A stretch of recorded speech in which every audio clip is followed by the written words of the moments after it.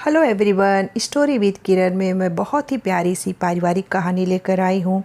हमारी लाडली बेटी। यह एक पारिवारिक कहानी है, आपको बहुत ही अच्छी लगेगी। आप अंत तक कहानी ज़रूर सुनिए। दोस्तों, ये कहानी हर परिवार से जुड़ी हुई है।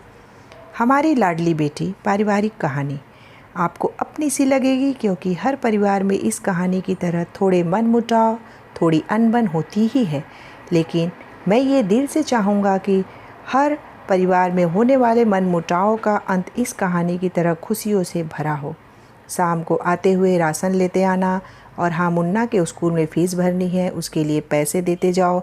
बीवी की इस तरह मांग पर जेबें उल्टी करके दिखाने के सिवा बड़े के पास कोई दूसरा उत्तर नहीं था। माथे पर चिंता के सिकनों के साथ सवेरे तो बड़ा भाई अपने काम पर निकल गया, लेकिन उस शाम उसने पूरे परिवार के सामने इस आर्थिक संकट को दूर करने के लिए एक प्रस्ताव रखा। क्यों न हम उस प्लाट को बेच दें जिसे बाबूजी ने लक्ष्मी को शादी में देने के लिए खरीदा था। बेटी को दी हुई चीज़ वापस नहीं मांगते, पाप लगता है। लक्ष्मी का जन्म होते ही घर खुशियों से भर गया था। तभी तुम्हारे बाप ने ये तय कर लिया था कि ये प्लाट लक्ष्मी का है, जो उसे उसकी शादी में दे दिया जाएगा। माँ ने अपना विरोध जताते हुए कहा।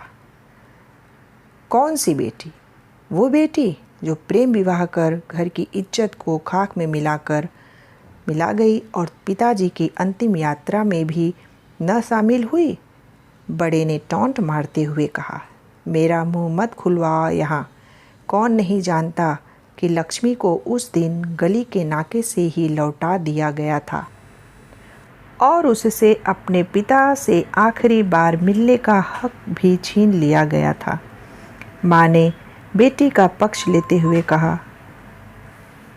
माँ के इस वार से दोनों बेटे चुप हो गए। ना बड़ा बेटा कुछ बोल पाया, ना छोटे बेटे के मुंह से कोई शब्द फूटा।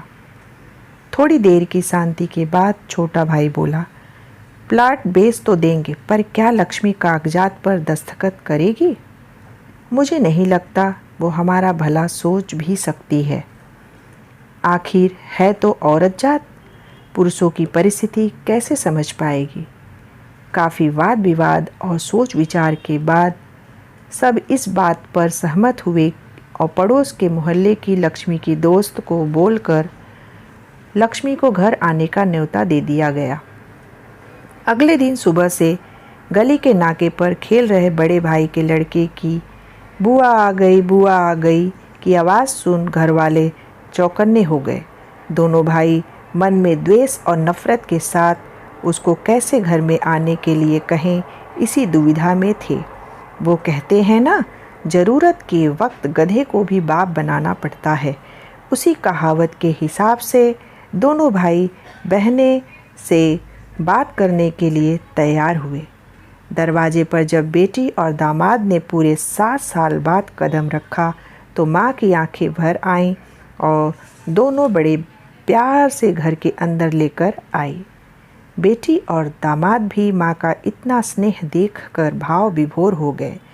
शाम को साथ में बैठे बेटी दोनों बेटों और दामाद के आगे हिचकिचाते हुए माँ ने ही प्लाट का मुद्दा उठाया। लक्ष्मी को थोड़ा अंदेशा था कि कोई बड़ी बात होगी।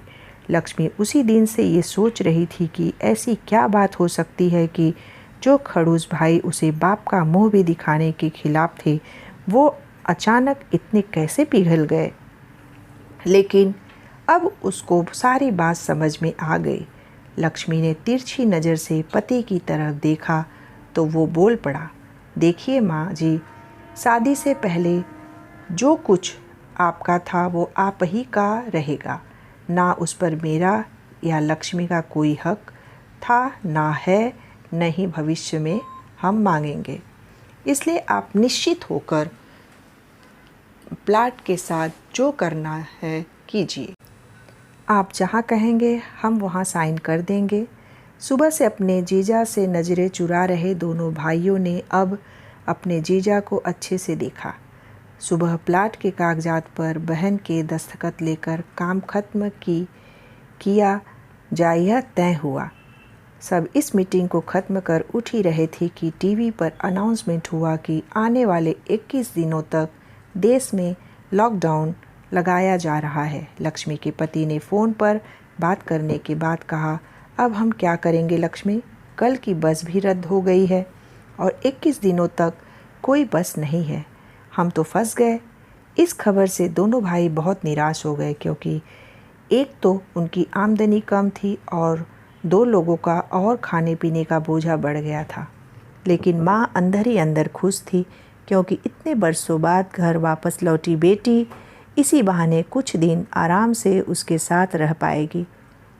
दोनों भाई छूटक सब्जी और फल बेचा करते थे। कुछ दिनों में ही लॉकडाउन के चलते, कोरोना वायरस के चलते लोगों ने उनसे सब्जियां और फल खरीदना बंद कर दिया। पहले से खराब उनकी आर्थिक स्थिति और ज़्यादा खराब होने लगी और वह मन ही मन लक्ष्मी के कदमों को अशुभ मानने लगे। बहन और जीजा जी से उनकी यह हालत छुपी नहीं थी। लक्ष्मी के कहने पर उसके पति ने दोनों भाइयों की सब्जी और फल की रेडियो पर लोहे की रॉड और जालियां फिट कर दी। बाजार जाकर दोनों के लिए कैप, हाथों के दस्ताने और थोक भाव से सब्जी और फल खरीद लाए। दोनों की रेडियां अच्छे से तैयार कर, फल और सब्जियां ढक कर दोनों भाइयों को टोपी और दस्ताने देकर जीजा जी ने उनसे कहा, एक बार इस तरह से धंधा करके देखो, शायद आपका मुनाफा बढ़ जाए। थोड़ी आनाकानी करने के बाद दोनों भाइयों ने जीजा जी के समझाए अनुसार धंधा शुरू किया।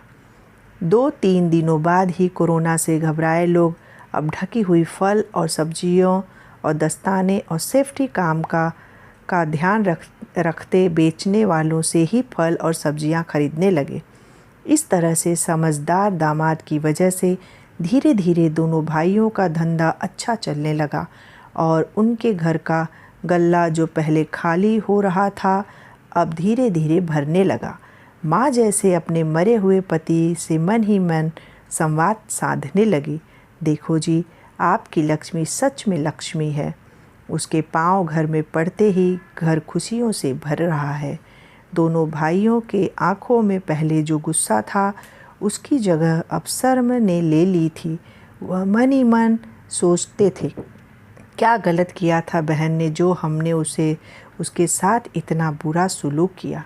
शादी ही तो की थी और शादी करने से पहले हमें बताया भी तो था। हम ही थे जो उसे स्वीकार नहीं कर पाए। दोनों भाइयों के मन में द्वेष और नफरत धीरे धीरे क्वारंटीन हो गई। 21 दिन बाद जब दीदी और जीजाजी प्लाट के कागज़ पर साइन करने जाने लगे, तब दोनों भाइयों ने उन्हें रोक लिया और उनकी माफ़ी मांगते हुए वो पेपर्स उन्हें देते हुए बोले, शादी के वक्त हमने आपको कोई तोहफ़ा तो दूर की बात है, आपका हक भी नहीं दिया, लेकिन अब इस प्लाट को स्वीकार कर हमें प्रायश्चित करने का एक मौका दीजिए। सभी के आंखों में खुशी के आंसू आ गए और माँ ऊपर देखकर बोली, देखा, आपकी लाडली ने आज फिर हमारा घर खुशियों से भर दिया। तो दोस्तों, आपको ये कहानी कैसी लगी मुझे कमेंट बॉक्स में लिख करके अपना फीडबैक ज़रूर दीजिएगा और मेरे इस चैनल को स्टोरी विद किरण चैनल को सब्सक्राइब कर दीजिए और बगल का जो बेल आइकन है उसे भी प्रेस कर दीजिए, ताकि मेरे नए नए वीडियो का नोटिफिकेशन आप तक सबसे पहले और बड़े ही आसानी से पहुंच सके। और दोस्तों, अगर स्टोरी पसंद आई हो तो लाइक और शेयर करना भी बिल्कुल नहीं भूलिएगा। मैं अगले वीडियो में आपके लिए एक प्यारी सी, अच्छी सी, रोचक कहानी लेकर फिर से आऊँगी। तब तक के लिए टाटा बाय बाय।